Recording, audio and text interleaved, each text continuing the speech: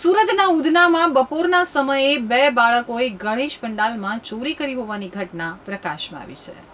સુરતના મહિધરપુરામાં તસ્કરોએ એક જ રાતમાં 8 ગણેશ પંડાલને નિશાન બનાવી ચોરી કરતા ભક્તોમાં રોષ ફેલાયો હતો. તો ગતરોજ બપોરના સમયે ઉધનામાં એક સોસાયટીમાં બે બાળકોએ ગણેશ પંડાલમાં ચોરી કરી હતી.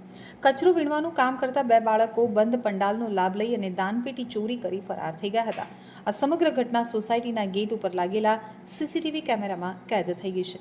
તો મળતી માહિતી અનુસાર સુરતના ઉધના વિસ્તારમાં ગતરોજ બપોરના સમયે જ્યારે ગણપતિ પંડાલ બંધ હતો ત્યારે બે અજાણ્યા બાળકો સોસાયટીમાં પ્રવેશ્યા હતા.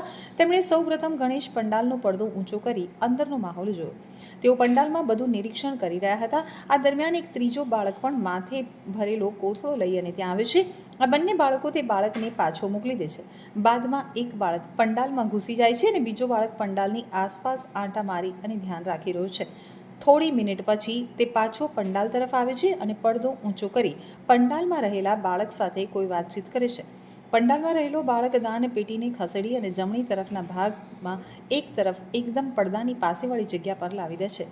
બાદમાં તે પંડાલમાંથી બહાર નીકળી જાય છે અને બાદમાં બંને બાળકો ત્યાંથી નીકળી જાય છે.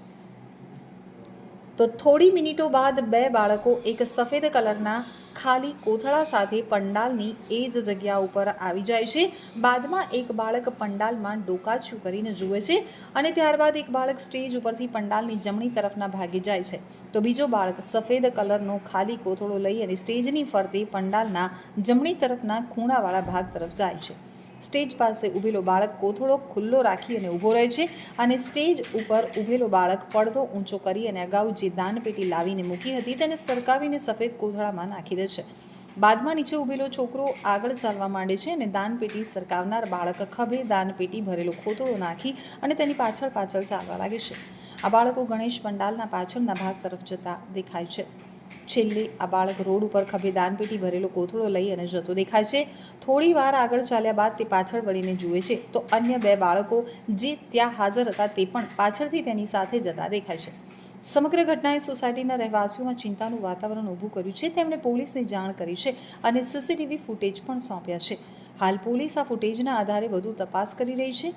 આ ચોરીએ તહેવારના દિવસોમાં પણ સુરક્ષા વ્યવસ્થા ઉપર પ્રશ્નાર્થ ઊભો કર્યો છે.